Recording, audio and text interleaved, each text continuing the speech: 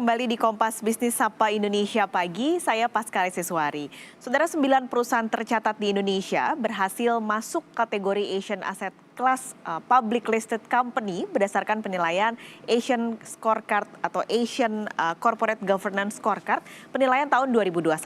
Nah, salah satunya adalah BRI. Lalu bagaimana penilaian tersebut mempengaruhi kinerja dari BRI? Kami sudah bergabung bersama Ahmad Solihin Lutfianto, Direktur Kepatuhan BRI hari ini. Selamat pagi Pak Solihin, apa kabar Pak?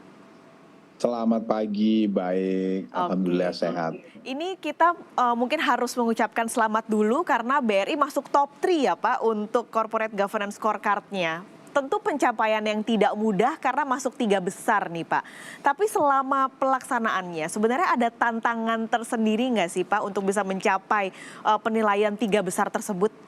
Tantangan pasti ada, tapi yang pasti adalah bagaimana kita menyikapi tantangan tersebut. Apakah tantangan itu kita sikapi adalah sebagai sesuatu yang menghambat proses kita atau menjadi suatu opportunity bahwa kita bisa ke depan bisa lebih baik lagi. Nah, kami di BRI melihat bahwa tantangan itu selain tantangan pasti ada opportunity untuk lebih baik ke depannya. Jadi tantangan terbesar tentu kalau kita bicara governance itu adalah di sisi internal. Karena governance itu kalau di BRI itu adalah diturunkan dari atas. Kalau kita bicara BRI berarti ada turn of the top dari CEO. Jadi itu penting. Jadi ke depan governance BRI akan dibawa ke arah kemana itu adalah sangat diwarnai oleh aspirasi dari CEO.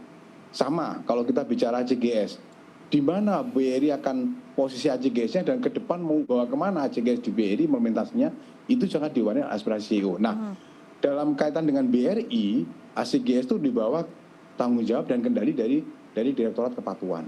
Nah, sehingga aspirasi kami dalam tantangan ini adalah kami pasti harus bisa mengidentifikasi ACGS itu komponen yang dinilai ada apa saja. Ada 6 building block dan kami menilai bahwa ada 3 building block utama yang harus diadres oleh BRI. Itu adalah governance utama, itu adalah role dari BOD dan BOC. Yang kedua adalah bagaimana kita transparansi keterbukaan, yang salah satunya adalah akan tercermin di annual report.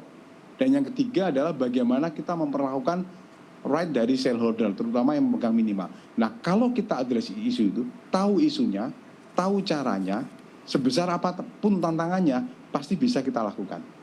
Gitu Mbak Panca. Oke, ini kan sebenarnya Pak Solihin kalau dari aspeknya banyak ya, ada 6 mulai dari BOD lalu sampai laporan tahunan juga masuk. Untuk mempertahankan top 3 tentu tidak mudah Pak, meskipun tadi Pak Solihin bilang setiap ada tantangan pasti ada peluang, tapi ke depannya Pak, ada nggak sih Pak hal-hal yang masih perlu diperbaiki dalam hal ini untuk mempertahankan kinerja dan penilaian ini Pak?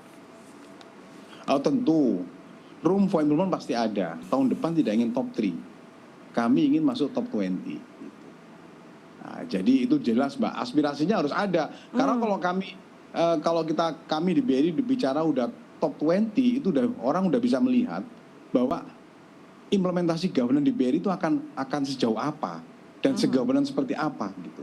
Jadi saya ulangi Mbak ya, kami tidak bertahan di top 3 tapi kami ingin menjadi bagian dari top 20 ACGS Governance Public Listing Company di ASEAN.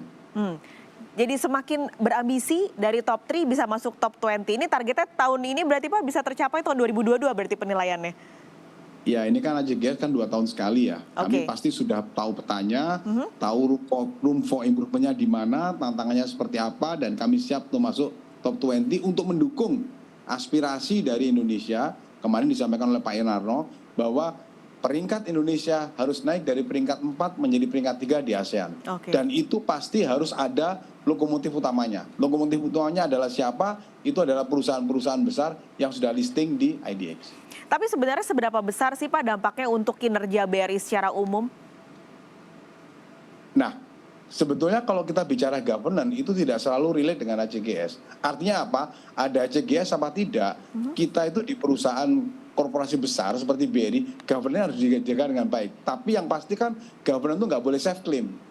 Harus ada acuannya, parameternya. Nah dalam hal ini salah satunya adalah ACGS. Tentu kalau perusahaan itu dinilai sudah melaksanakan, menjalankan praktek governance yang baik, itu akan sangat diapresiasi oleh investor. Terutama di era sekarang ketika sustainability finance itu menjadi isu dan menjadi kata kunci.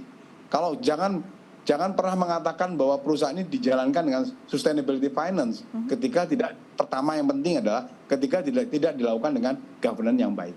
Nah, ini Pak Solihin, penasaran saya. Tadi kan Pak Solihin sempat bilang soal investor. Tapi respon mereka tuh seperti apa sih Pak untuk para investor baik yang lokal maupun global ya Pak ya. Semenjak BRI ini menerapkan tata kelola perusahaan atau corporate good governance ini, adakah respon dari para investor ini seperti apa Pak? Ya tentu respon dari investor adalah positif sekali. Yang itu bisa dibuktikan dari pergerakan saham BBRI. Kami kalau bicara governance itu journey-nya adalah panjang. Gitu kan. Journey-nya adalah panjang, dimulai dari tahun 2013, terus kita juga pertama kali menerbitkan sustainability report sampai dengan sekarang. Dan itu kita sebagai public listing company, progres implementasinya juga diukur dari waktu ke waktu oleh investor. Tidak hanya di annual report maupun sustainability report, tapi juga pada saat investor meeting. Itu selalu akan di-challenge oleh investor. Jadi sebetulnya governance ini pertanggungjawabannya adalah kepada stakeholder. Tidak hanya kepada investor, tapi juga kepada nasabah, juga kepada pekerja, dan juga kepada regulator dan juga pemerintah. Jadi ini sangat luas sekali gitu Mbak. Oke, ini kan memang bukan kerja sendiri ya Pak. Untuk bisa mendapatkan ini bukan kinerja dari BRI saja, tapi tentu ada dukungan dari regulator, dari pemerintah. Harapannya tetap ada begitu untuk bisa mendukung keinginan dan juga kinerja yang baik dari BRI. Harapannya Pak untuk regulator dan juga pemerintah nih mungkin untuk mendukung corporate good governance ke depannya ini apa Pak Solihin? Ya. Harapan jangan corporate regulator sama pemerintah dulu deh, ke teman-teman industri dulu ya. Ke teman-teman di industri, marilah kita sama-sama menjaga dan meningkatkan praktek governance di masing-masing perusahaan. Kalau kita melihat yang diundang oleh bursa kemarin, itu yang top 3 itu semua adalah dari perwakilan dari bank. Iya. Kemarin saya sampaikan, mungkin kalau kita tuh tidak akan pernah bisa naik peringkat dari 4 ke 3 ketika top 3-nya atau mungkin di kualitas asetnya itu adalah didominasi oleh sektor perbankan dan sektor lainnya tidak memberikan kontribusi yang cukup signifikan. Jadi yang pertama adalah kita bicara, marilah kita berlomba-lomba di industri ini untuk melakukan praktek governance yang terbaik. Itu. Nah, kepada regulator dan pemerintah tentu kami harapannya adalah ada regulasi dan juga regulasi yang sangat suportif terhadap implementasi GCG. Kalau kami di perbankan dari Otoritas Jasa Keuangan OJK sangat suportif, baik OJK perbankan maupun pasar modal. Tinggal mungkin guidance-nya saja untuk terus kita update dan kita perbarui sehingga sesuai dengan internasional standar yang terkini.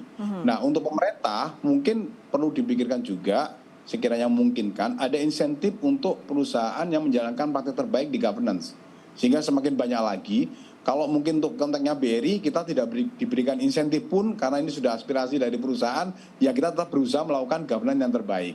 Tapi mungkin barangkali ada perusahaan yang perlu diberi insentif untuk supaya mempraktekkan governance terbaik. Nah itu perlu didesain insentifnya, apakah dalam bentuk insentif pajak dan segala macam, kemudahan dalam perizinan produk dan sebagainya lah gitu. Jadi insentifnya juga perlu diberikan, selain juga kita terus update dan review dari regulatori untuk praktek governance di industri di Indonesia ini.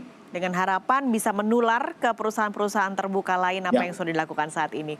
Pak Solihin, terima kasih banyak waktunya pagi ini bersama Kompas Bisnis. Kita ketemu lagi kalau sudah berarti top 20 ya Pak Solihin nanti BRI. Siap. Oke, terima kasih Pak Solihin, sehat selalu.